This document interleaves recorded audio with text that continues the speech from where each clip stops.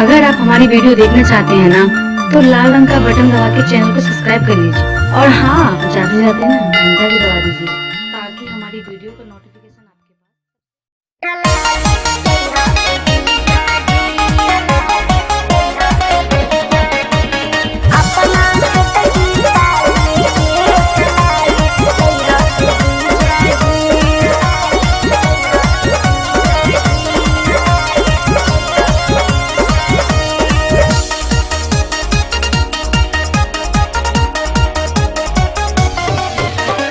झुमका लइहा झुलनिया लइहा नथुनिया लइहा ए जीजा जी।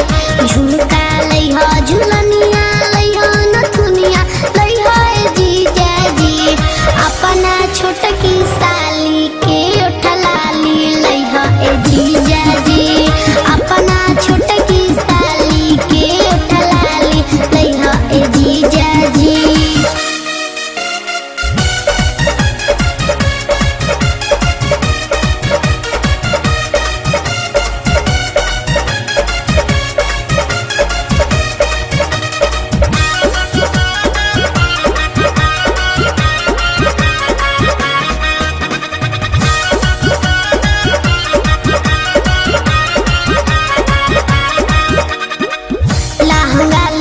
महंगा वाला कान में के बाली तबे नीक लागी जीजा ओठ के उठलाली।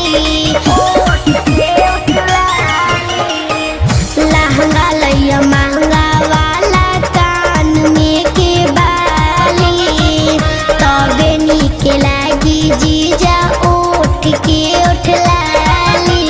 नैका डिजाइन के नैका फिर लबली लइहा ए जीजा जी। नैका डिजाइन के नैका फिर लबली लइहा ए जीजा जी। अपना छोटकी साली के उठलाली लइहा ए जीजा जी। अपना छोटकी साली के उठलाली लइहा ए जीजा जी। अपना छोटकी साली के उठलाली लइहा ए जीजा जी।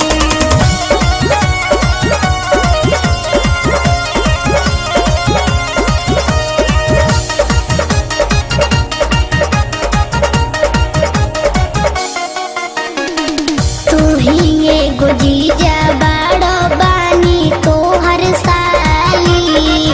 बड़ी चान कटले बाड़ो बुझ के घर वाली। तू ही एगो जीजा बाड़ो बानी तोहर साली। बड़ी चान कटले बाड़ो बुझ के घर वाली। जवन जवन मंगले बानी लावे के परी जीजा जी। जवन जवन मंगले बानी लावे के परी जीजा जी। अपना छोटकी साली के उठलाली लइहा ए जीजा जी। अपना छोटकी साली के उठलाली लइहा ए जीजा जी।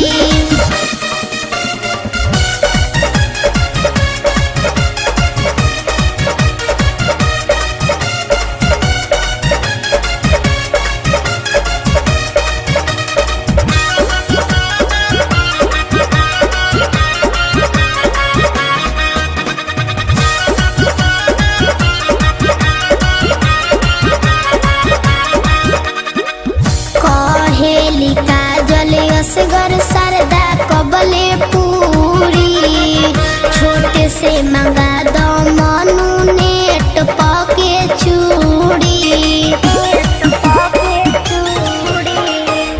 कहेली काजल असगर सरदा कबले पूरी। छोटे से मंगा दो मनु नेट पके चूड़ी।